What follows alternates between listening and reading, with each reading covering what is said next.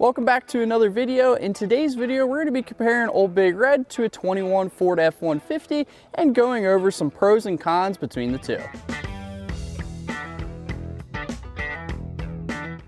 Now, it's no surprise that a 21 Ford F-150 and a 1960 Ford F-100 are going to have some differences. But believe it or not, I actually enjoy some of the differences on the 1960 Ford F-100 versus the modern F-150. Now, for example, we'll talk about drivetrain. Now, if this was an all-original 1960 Ford F100, it would have either came with a straight 6 or a 292 V8. But in our case, somebody ended up taking one of those out and then put a 351 Cleveland in it. And that right there is why I love this 60-year-old truck compared to our Ford F150.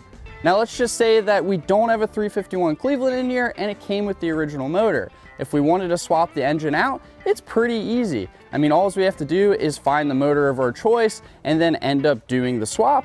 And as far as the swap goes, it's not going to cost you a lot of money and it's not going to take a ton of time. Versus our 21 F-150, which has the 3.5 liter EcoBoost engine.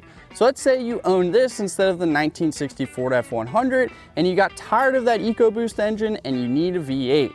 Well, if you want to swap a V8 in here, good luck, because it's going to take a lot of time, but not only that, it's going to take a lot of money.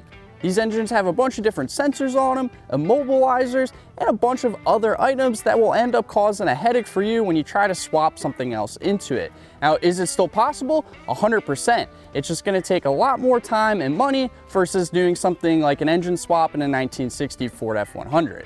Now, if I had to pick which drivetrain that I would want to stick with, I'd probably go ahead and say I'm going to stick with the 21 Ford F-150. And that's just because it's reliable, it's proven to work, you really don't have too many problems with these. Versus the engine over in the 1960 Ford F100, well, it's old, it's out of date, and honestly, I'm just a fan of having ice cold AC on hot days like this.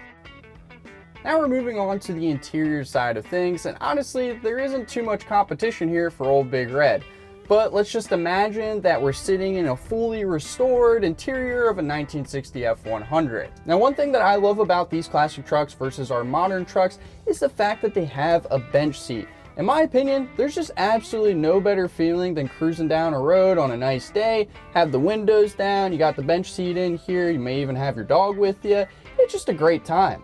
Now, I'm sure there's some of you that may disagree out there if you do own a newer modern truck. I mean, we don't have the nice heated and cooled seats, we don't have a big armrest with cup holders, and we don't have an iPad for a radio. But what we do have is this awesome, somewhat put together bench seat that might give you tetanus after sitting in it, but what more could you really ask for? Now, another thing I do want to point out about this truck compared to a modern F-150, after you leave the hospital from getting your tetanus shot, it's probably a hot day and you need some AC. Well, have no fear, because all you gotta do is roll down this window and the hot air is here. In this part of the video, we're going to be comparing how the F100 drives versus the Ford F150. Now, in our case, unfortunately, our F100 doesn't really run or drive right now, but it's still not hard to compare this to a classic truck. Now, obviously, over the past 60 years, there was a huge difference and improvement that they made in the trucks as they kept getting newer and newer. Almost all of our newer trucks nowadays have independent front and rear suspension, which makes the driving a whole lot different. I mean, now with that, it's going to be more maneuverable, it's going to be safer, and overall, it's just going to be a lot more comfortable.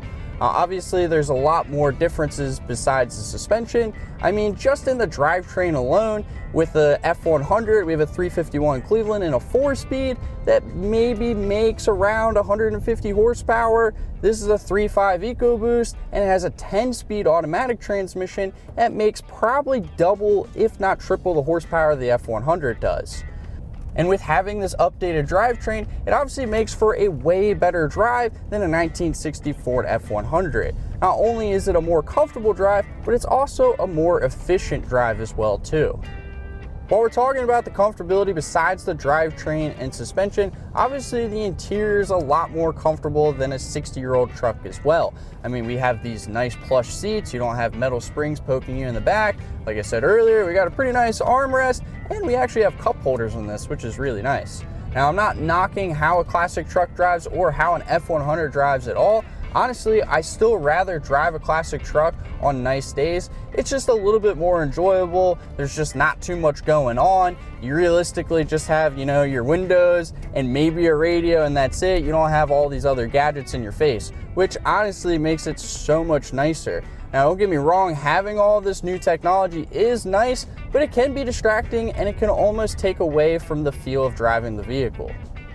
Well, there you have it. There's the comparison between a 1960 Ford F100 and a 2021 Ford F150, and of course my opinions on both of them. Now, what I would love to hear is your opinions on both these trucks down in the comments section below, and tell us if you could pick one of these trucks to own, which one would it be and why? Now, it is time to drop a gear and disappear. Don't forget to like, comment, and subscribe. And as always, if you need any classic truck parts, just click our link down below in the description.